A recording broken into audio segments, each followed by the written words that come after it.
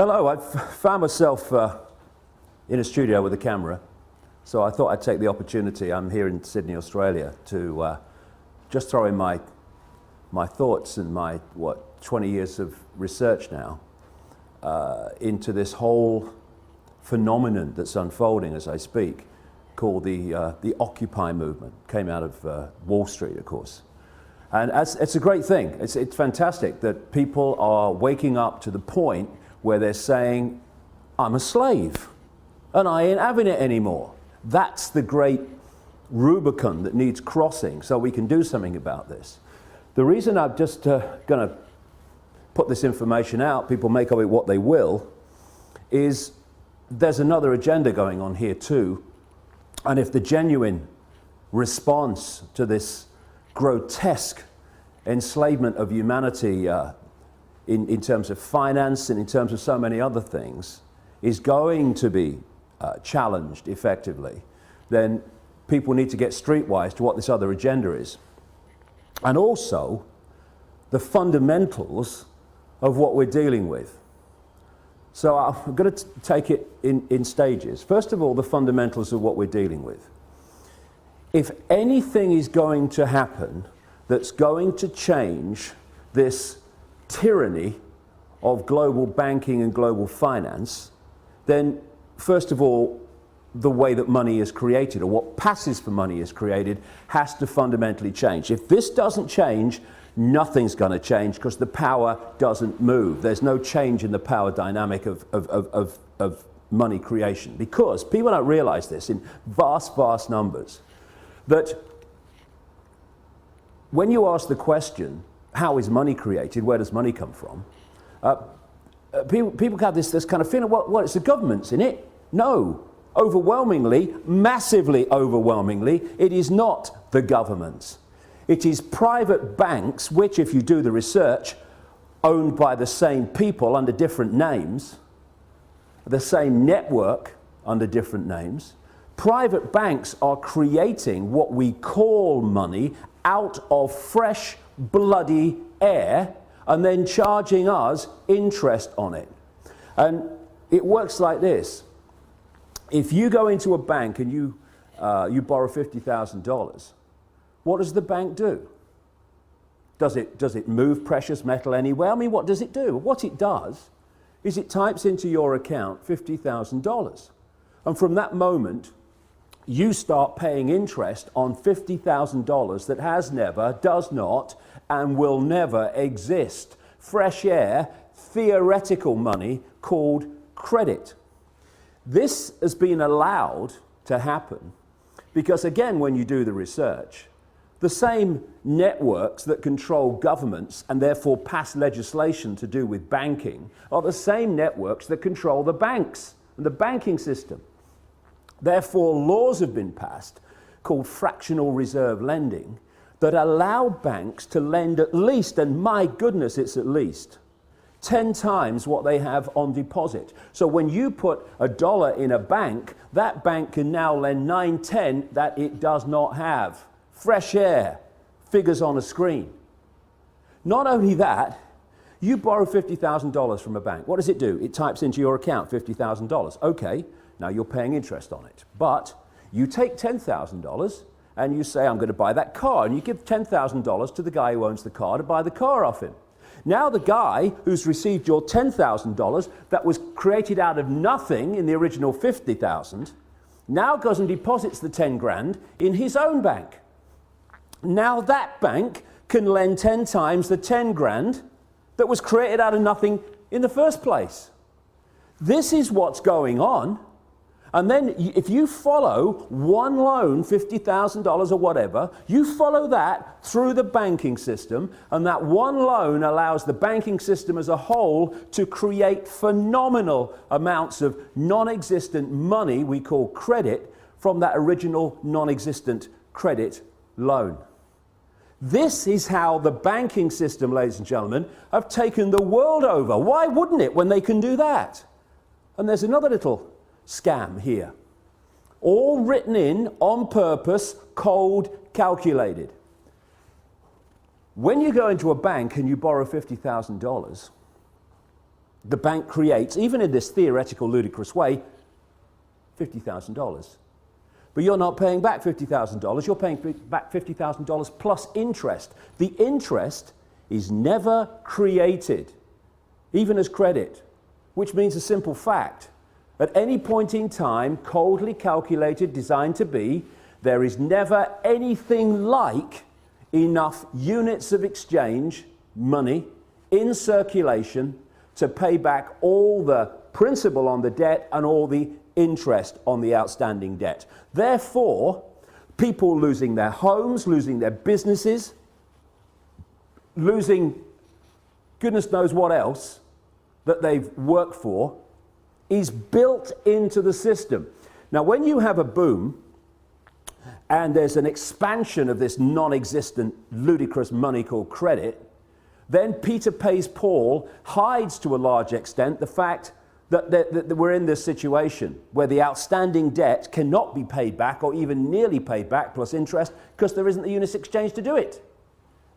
But when you go into a recession or a depression and there is a contraction of those ludicrous units of exchange in circulation, then it becomes blatantly obvious that there's not enough units of exchange to pay back all the interest on the debt and all the principal, and that's why you get this explosion, which we've got now, of people losing their homes, losing their businesses, losing their land, their farms, etc. And all these tent cities that are appearing around the world. And so we have a system where the private banks, in the end controlled by the same network, not least around the house of Rothschild and others, the Rockefellers too, in America, have been given this level of power to create money and dictate completely, beyond governments, global finance. And that's why they're able to create booms and busts at will. That's why when they want to create a bust and a depression, which they have now, what do? They refuse to issue the same amounts of ludicrous credit units of exchange. And what do we call it? Oh, the banks have got a credit crunch. A credit crunch, what's that? It's suppressing the amount of money in circulation, so by definition creating this situation we're in. The whole money system has been designed from its creation to be a system of human enslavement and human control and human suppression. So first of all, any occupying protests around the world on the agenda has to be the end of private banks being able to create money out of fresh air on a computer screen and charge interest on it. Now here's a question. Why are governments, they're the government after all, don't they make the laws? I heard somewhere they did. Why are they not creating their own currency interest-free and circulating it interest-free? Therefore, it does the job it's supposed to do, which is to be a unit of exchange to overcome the limitations of barter. Why? I've said it already.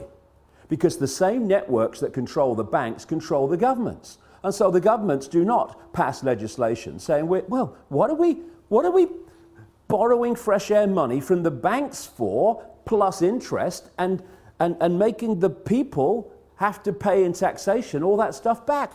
All we got to do is create our own money interest-free, because you see, at the moment, the very unit of exchange which allows economic activity to happen is created at the very start as a debt by people borrowing money from banks called credit.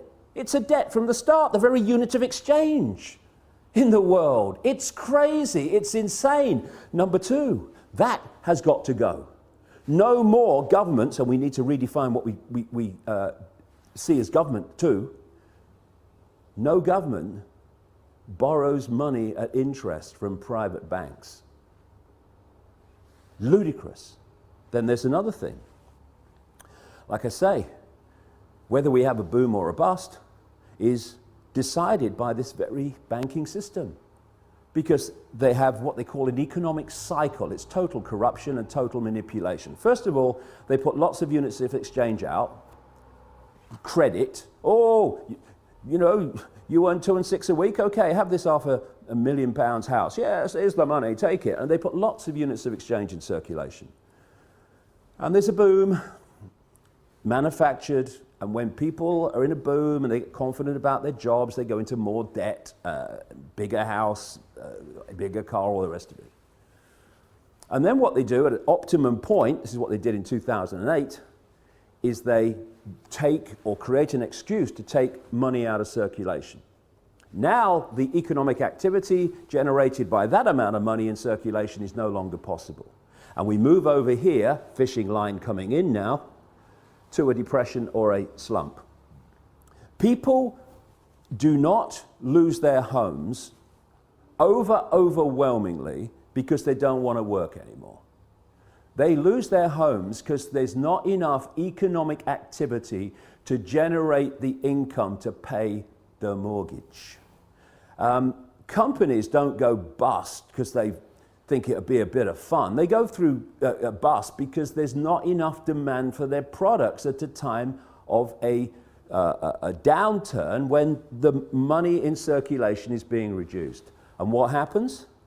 The banks that have created this problem in the first place, they take the homes, they take the businesses, they take the land, they take the real wealth for having not been paid back money that has not, does not, and will never exist. This is the power that the governments, controlled by the same network, have given to the banks to control planet Earth. Anything that comes out of these Occupy protests that does not include demands, not taking no for an answer, this has got to go, it's going to change nothing. And there's another couple of things, maybe a few more, that I'd like to get across to those that are brilliantly protesting around the world. Because there's nothing more manipulatable than genuineness that isn't streetwise. And what we need to do, if we're going to really bring an end to this outrageous, inhuman nonsense, is we have to get streetwise pretty damn quick. Because there are people, vultures, flying around, flitting around these protests, not least in Wall Street, trying to direct it in a certain direction that will make the world more enslaved and more unjust than it is now. There's certain coordinates, 3 will do in this presentation, if you like. 1, where does this network behind the banking system and behind governments and behind the transnational corporations, where does it want to take us? Okay? Well, simple. It wants total control over the entire human race, mentally, emotionally, physically, and financially. And to do that, and there's a few, compared with the 7 billion global population, there are a handful of people at the core of this in full knowledge of what they're doing. They have to constantly centralize decision-making. Because the more you centralize decision-making, the more power the few have over even greater numbers of people. The other thing that goes on is the more you centralize power, the more power you have centrally to centralize even quicker. So the process of centralization of power, it's been given a word now for a long time called globalization. This can move quicker and quicker and quicker through this process of centralized power, more power to centralize even quicker.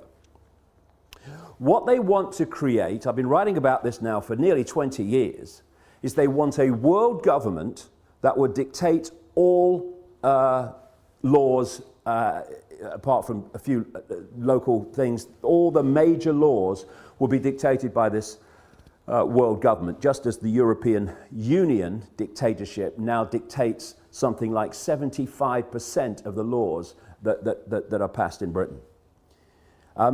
They want a world government then that would dictate to everybody on the planet.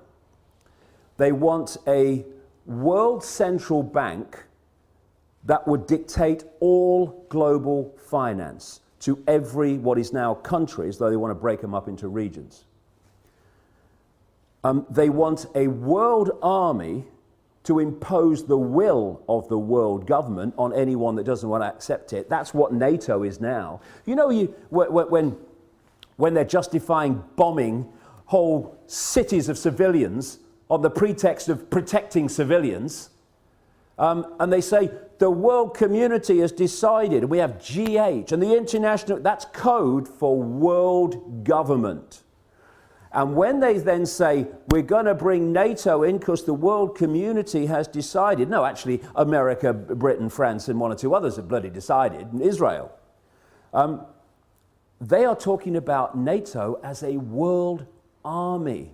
The idea of this structure, where they want to take us, is to have a world government that says, these people, or this group, or this, what is now a country, is not accepting our diktats, send the boys in.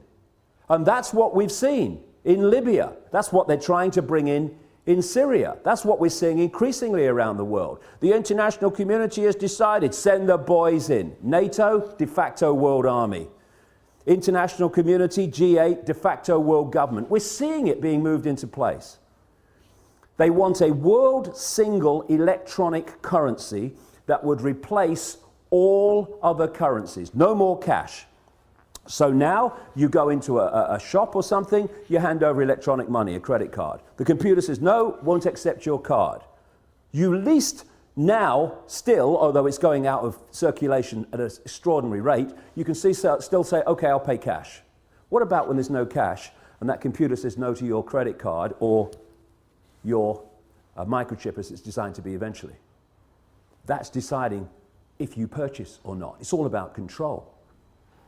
And so they want this world currency, and that's what we're seeing in Europe now. People say, oh, the euro's not working. Look. No, it's not. And you know why? Because it's not supposed to work. It's just a stepping stone. You had all those currencies in Europe, in Italy, in France, and all these different currencies. They wanted on the process of getting to this world currency to get rid of them. So they replaced them all, nearly all of them anyway, with the euro.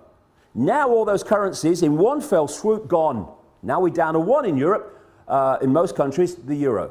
So now what do? They want to make the euro not work as the next stage of getting more and more into this, towards this one world currency.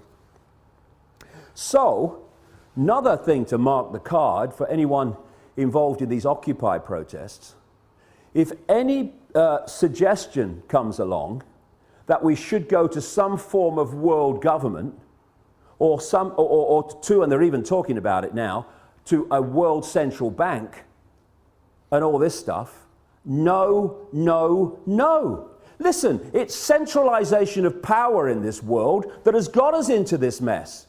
If you have diversity of decision making, there's so many points of decision making, no cabal at the center can dictate that or manipulate that on anything like the scale that it can when you have centralization of power. So we've got the European Union, we've got which is a fascist dictatorship or communist dictatorship, whichever we want to call it. We've got this single currency and all the rest of it, all this economic disaster in Europe, all manipulated on purpose, as it is in America and elsewhere.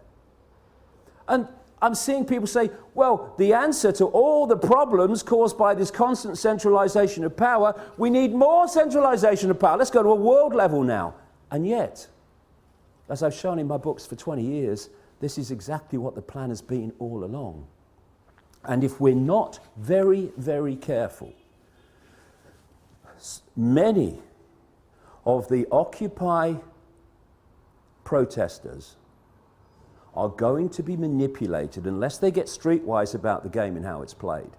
They are going to get manipulated into accepting, even demanding, a solution to a problem that is going to make the problem even worse and the enslavement of humanity even more extreme.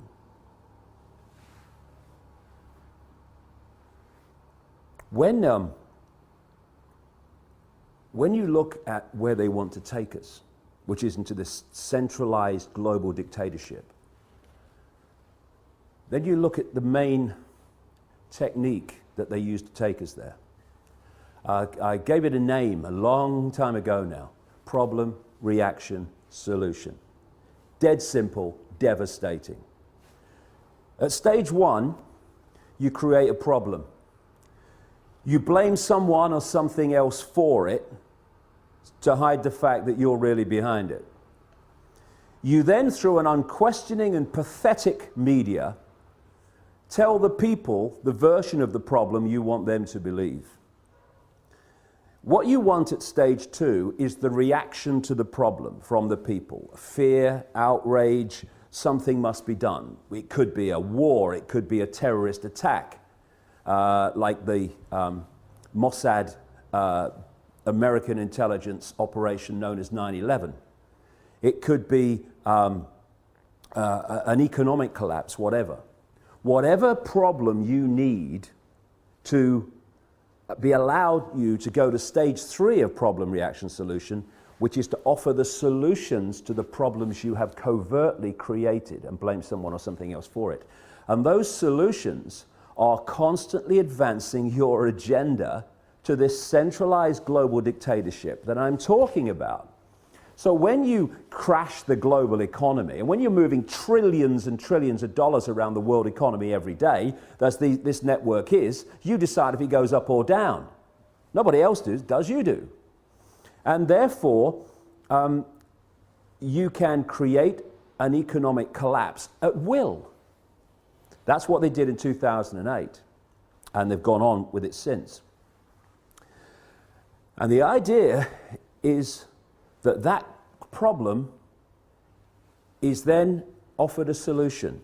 And people like the Rothschild-controlled bagman and billionaire George Soros, one of the major funders, by the way, into existence of MoveOn.org, which is trying to move in, this Democratic Party-owned, cabal-owned operation, moving in on the Wall Street protests and stuff like that.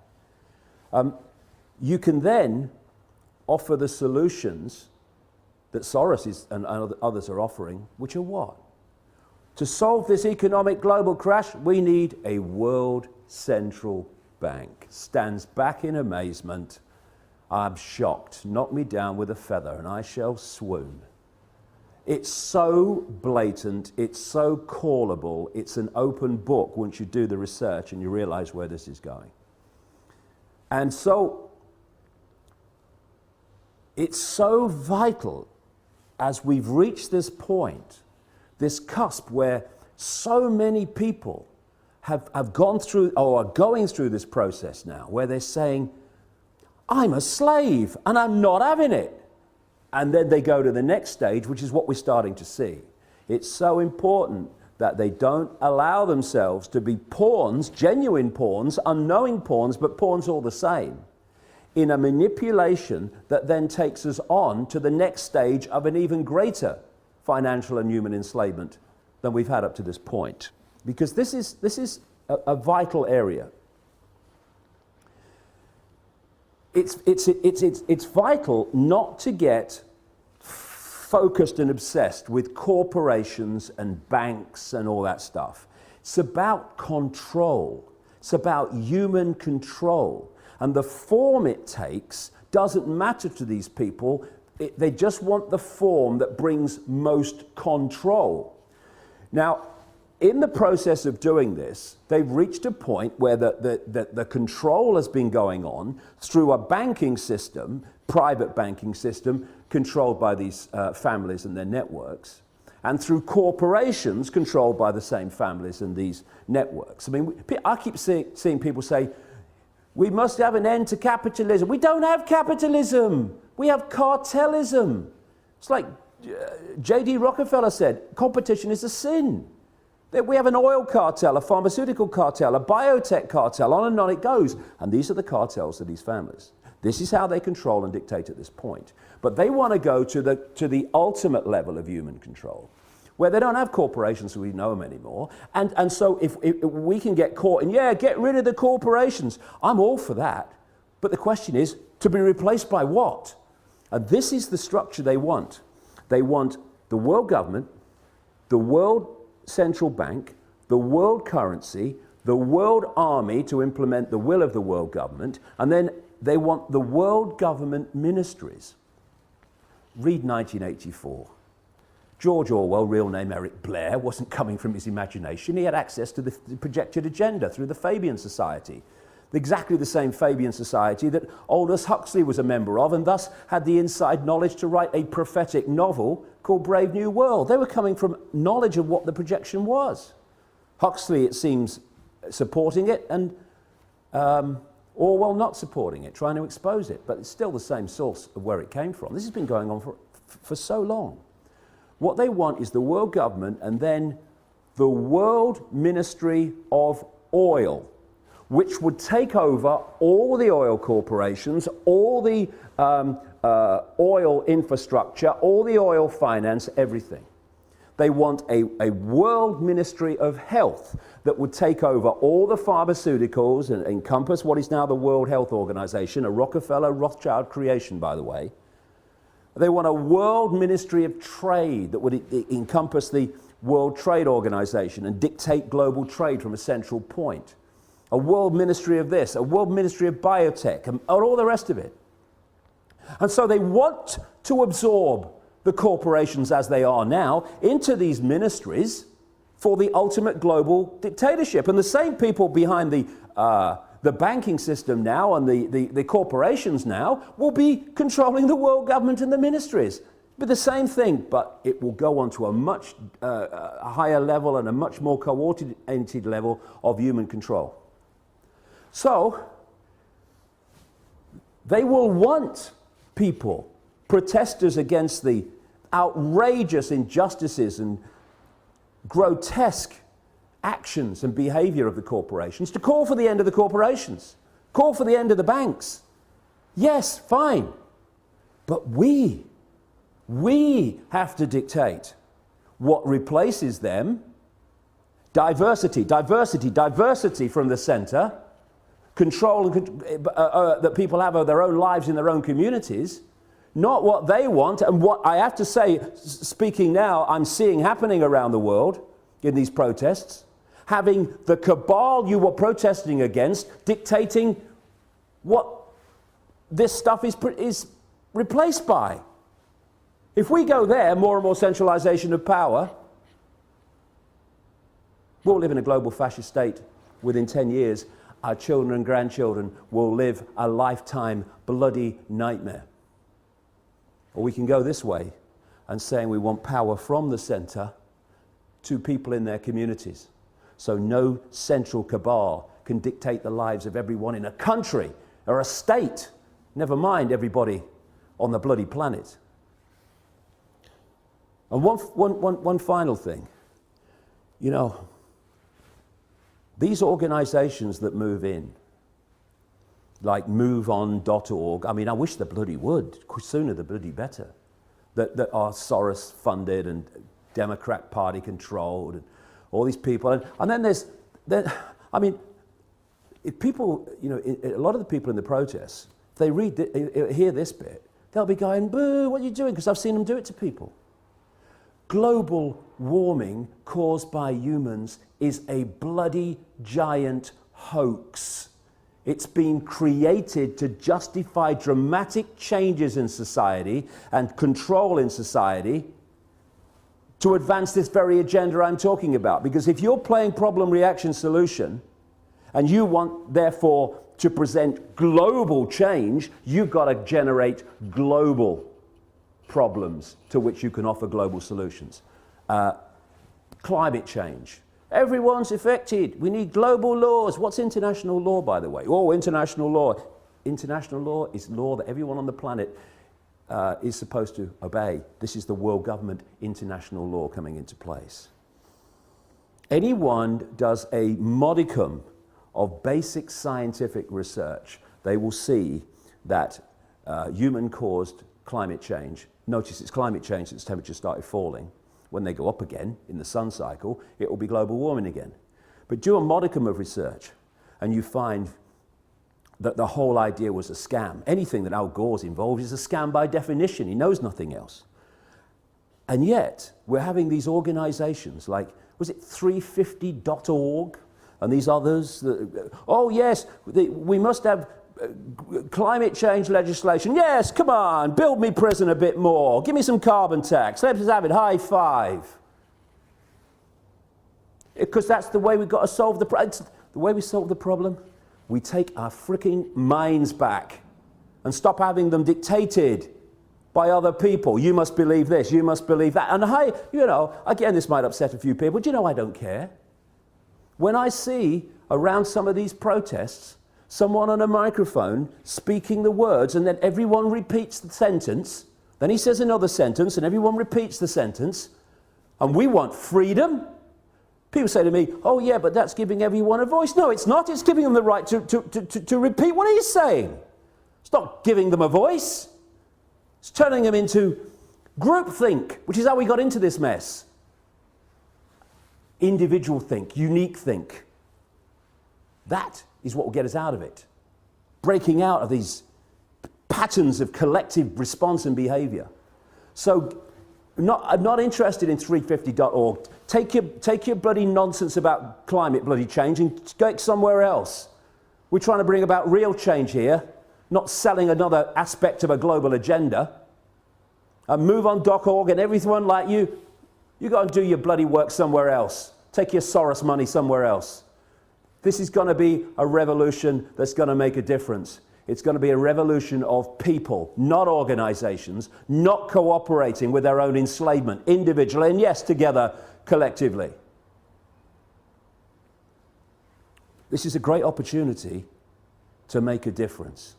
But we need to get streetwise, and we need to get these parasites of the genuine energy of the people who've concluded, I'm a slave and I'm not having it, out of this whole deal.